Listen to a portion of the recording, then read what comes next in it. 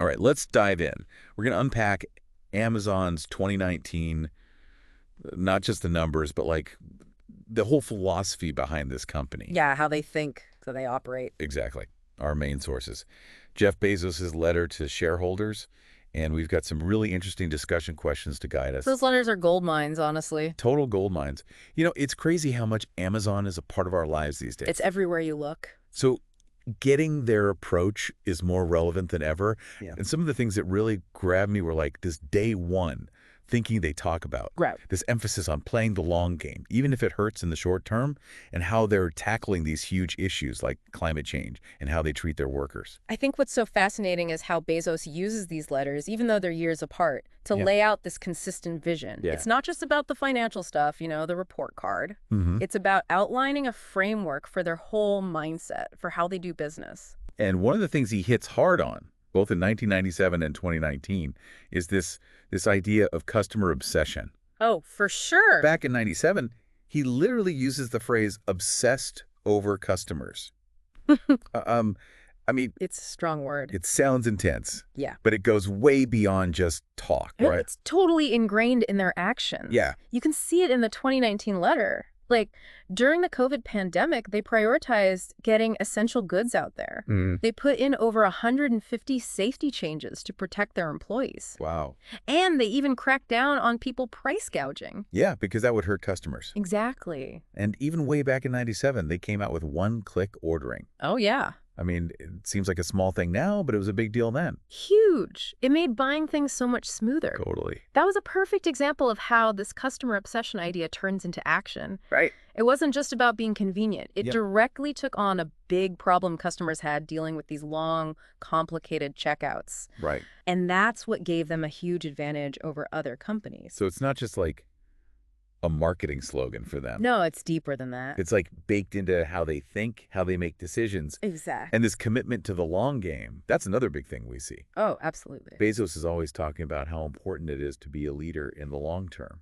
Not just a quick win. Yeah, even if it means their profits take a hit in the short term, or Wall Street isn't happy. Right, and that's where you see them making these big investments that might not pay off immediately, but they're crucial for the future, like building their own COVID testing lab or the climate pledge, aiming to be carbon neutral by 2040, That's ambitious. which is, what, a decade ahead of the Paris Agreement? Yeah, whole decade. Huge. And then they put like, what is it, $700 million into training programs for employees? Wow, yeah. Those are some bold moves. They are. It shows they're really in it for the long haul, Yeah. not just worried about next quarter's earnings. It makes you think, how often do we actually think long-term when we make decisions in our own lives? It's a good question, yeah. It's easy to get caught up in the day-to-day. For sure. But Bezos, he keeps coming back to this day one mentality, even though these letters are years apart. Yeah, it comes up again and again. Why is this idea so central to how Amazon operates? I think it's their way of fighting getting complacent. Ah, interesting. Staying hungry, acting like they're still a startup. Even though they're this massive company. Exactly. They don't want to just sit back and relax. So how does day one thinking actually play out in their business, in the real world? Well, look at something like Amazon Fresh. Their push into groceries. Okay. They already basically ran online shopping. Yeah. But they didn't shy away from jumping into this whole new market. It's a tough market too, groceries. Super tough. Yep. And that's day one thinking, being willing to try new things, disrupt even their own business. That's a great example. They're known for making these big bets, knowing some will fail. But they see those failures as learning opportunities. It's interesting how they can think so big, but still have what they call a lean culture. It's a balance, right? Yeah. And by lean culture, we mean they're always trying to be more efficient, cut out waste, even as they grow bigger and bigger. So it's about getting the most value without all the extra fluff. Exactly. Okay, so we've got customer obsession, long-term vision, this whole day one philosophy. It's a lot to unpack. It is. But Bezos also talks a lot about their people. Their employees, yeah. Yeah, he actually calls them Amazonians, which, I don't know. It's a choice, for sure. It's a choice, but beyond the label, it's clear he wants to invest in their workforce. Oh, definitely. And it's not just talk. No, they're concrete things. In 2019, they started doing a $15 minimum wage. Which was pretty big at the time. Yeah, is industry leading. And they have this big benefits package, Healthcare, 401k, parental leave, all that. the whole shebang. And he actually says that these benefits are the same ones that Amazon's executives get. Oh, that's interesting. It is, right. It seems like they're trying to, like, show that they want to treat their employees well, At least on paper. at least on paper. Yeah. And he also highlights how they're really into training their workers and giving them new skills. Through programs like Career Choice. Yes. Yeah. That program pays for fulfillment center workers to go get training for different careers if they want to. So they're putting money into making a workforce that has more skills and can do different things. Which honestly makes sense from a business perspective, too. Right. It helps them in the long run. Exactly. When you have employees who are happy and well-trained, they're going to be more productive and come up with new ideas. It all feeds back into those long-term goals we talked about. It's all connected. It's all connected. It's like a big web. Yeah, a big Amazonian web. There you go. But it makes you wonder, though, have all those efforts they've made actually fixed the problems people have talked about with working conditions in their warehouses?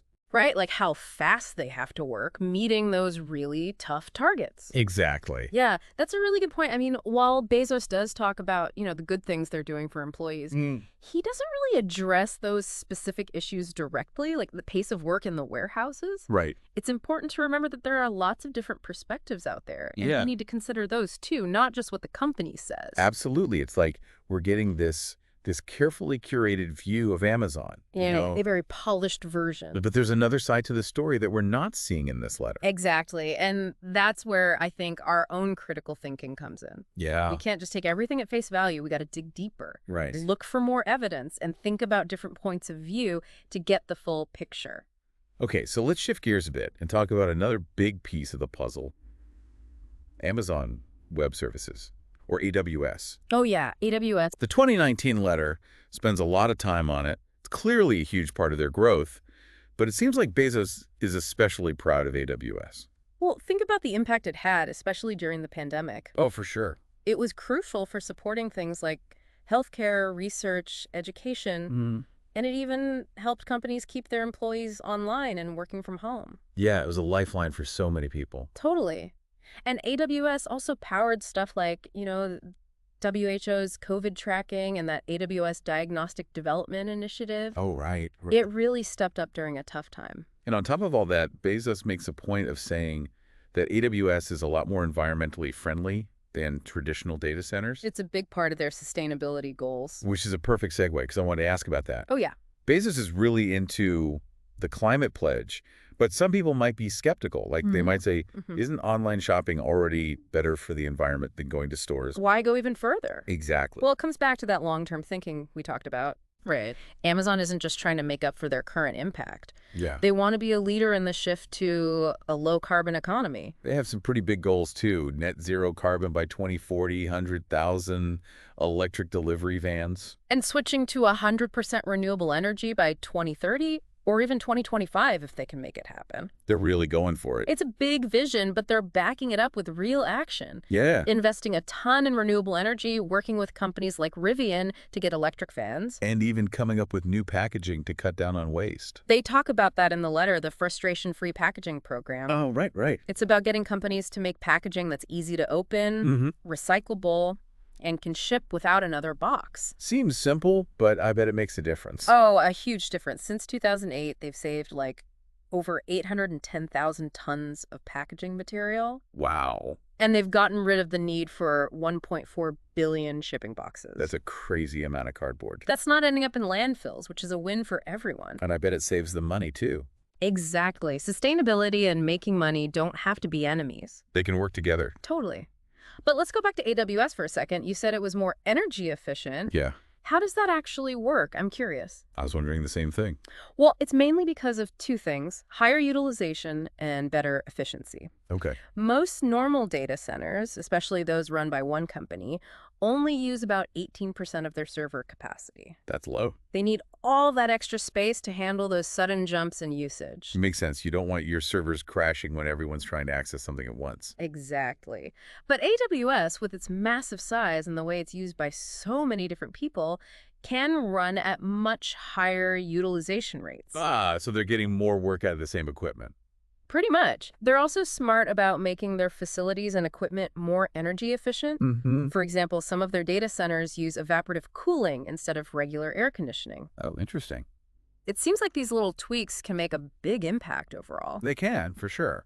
A study by 451 Research found that AWS's infrastructure is like 3.6 times more energy efficient than the average U.S. company's data center. That's a huge difference. Right, and then you add in the commitment to renewable energy. Yeah. And AWS can do the same stuff as those regular data centers, but with an 88% smaller carbon footprint. That's pretty impressive. And they're aiming for AWS to be completely carbon-free by investing even more in renewable energy. Yeah, it's a big goal, but knowing Amazon, I would bet against them. I wouldn't either. It's cool how they've made sustainability a part of so many things, from Yeah. packaging to data centers. It's not just an afterthought. It's like a core part of how they do business. Totally.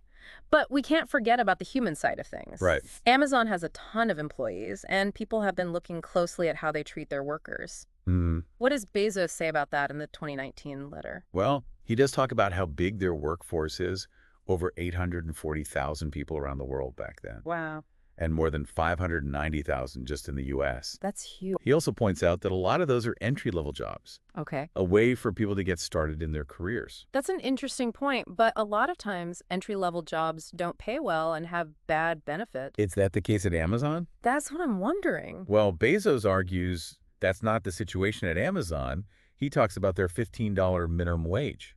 Which, like we said, was a big deal in 2019. Yeah, and their whole benefits package, Yeah. health care, 401k, parental leave. All that stuff. He even says those are the same benefits that their top executives get. That's interesting. It seems like they're trying to show that they're serious about treating their employees well. Yeah, at least compared to other companies in their industry. Right, and he talks about their big investment in training their workers. Like those programs we talked about. Exactly, that's $700 million they spent. Yeah, to train over 100,000 Amazonians in stuff like healthcare, cloud computing, machine learning, It's like they're trying to respond to those criticisms about not doing enough for their employees. to show they care about their future. It does seem like a step in the right direction. Definitely. And it goes along with their whole long-term thinking thing. Yeah. A more skilled workforce is better for everyone, more productive, more adaptable. It all benefits the company in the end. Right. But let's be real here for a second. Mm-hmm. There are still those concerns about what it's like to work in an Amazon warehouse. Yeah, how fast they have to work, all that pressure. And those things don't really get addressed in the letter. That's true, and it's important to acknowledge those concerns and not just take the company's word for it. Yeah, we have to look at everything. It's like we're getting a peek behind the curtain. But it's still a carefully chosen view of what's really happening. Exactly. And that's what makes this deep dive so interesting. We're not just sitting back and listening. We're digging in, asking questions, analyzing things, coming up with our own conclusions. We're like detectives trying to solve a mystery. I like that. So what's the big takeaway here? What do we make of this snapshot of Amazon in 2019? I think it shows us a company that's super ambitious. Strategic and really forward-thinking. They're not afraid to take risks. Exactly. They're willing to shake things up, disrupt themselves, push the limits of what's possible, But they're also dealing with some really tough challenges. both inside the company and out in the world. Like, how do you grow so big but still be sustainable? Yeah, how do you manage that many employees in a way that's ethical and fair? And how do you keep up with how fast technology and what customers want is changing? Those are big questions. Huge questions that Amazon is trying to figure out. And honestly, a lot of other companies and organizations are too. It's not easy to find the answers. There are no easy answers. But I think by looking at Amazon's approach, what they've done well, what they've messed up, how they see the future, We can learn a lot. even if we're not in the world of e-commerce. Totally. It's like a masterclass in leadership, innovation, and all the complicated parts of building a company that can not just survive, but thrive. In this crazy 21st century, Yeah, it's crazy to think about how big they are and how they manage it all. it's like their secret sauce, this recipe for success. And that's what makes it so interesting to really dig into not just looking at what they do, Yeah. but like the thinking behind it. Well, why the how? Exactly. So we've gone on this whole Amazonian journey. Right. What are the main takeaways, the things we should remember? What are the nuggets of wisdom we can take with us? Well, I think that focus on the customer is huge. Yeah. It sounds simple, but it's really powerful. Mm. Making sure the customer is at the heart of every decision, Yeah. always trying to make their experience better, even the small things. Like it's about building that trust. Oh, Yeah. absolutely. And that loyalty. And that translates into success in the long run. And then there's that commitment to thinking long term. Oh, yeah. Even if it means things are tough right now, they're willing to invest in things that might not pay off immediately. But they'll be valuable down the road. Exactly. Like their work on sustainability, those programs for employees, taking chances on new technology and markets. It's about playing the long game, and not a lot of companies do that. It takes guts Yeah. to go against what everyone else is doing. Trust your gut, even when it's hard. And that's where that whole day one thing comes in. Right. Always innovating, trying new things, staying hungry. Even though they're already a giant. It's about fighting that urge to just coast. Hmm. Embrace change. Remember that what worked yesterday might not work tomorrow. It's a good lesson for everyone, not just businesses. Totally. But we also got to remember, with great power comes great responsibility, right? Oh, yeah. Amazon has a lot of influence. Their impact goes way beyond just selling stuff. For sure. It's not enough to just be successful. You got to be a good force in the world. Right.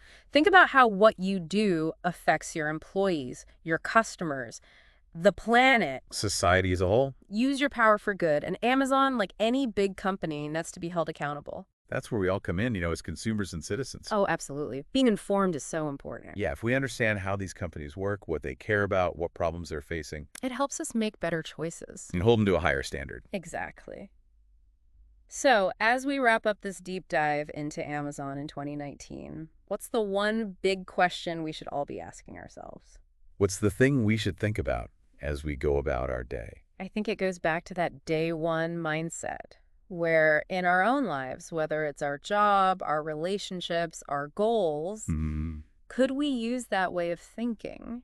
Where could we benefit from being a little more eager, a little more willing to try new things, and a little more focused on the long game? That's a great question. Really gets you thinking. It does, right. And hey, if this whole deep dive got you thinking about anything, We want to hear about it, yeah, share your thoughts on social media, talk to a friend. Let's keep the conversation going. because at the end of the day, it's all about learning and growing. And making the world a little bit better, one conversation at a time. I love that. And that's a wrap. On this deep dive into Amazon, thanks for joining us.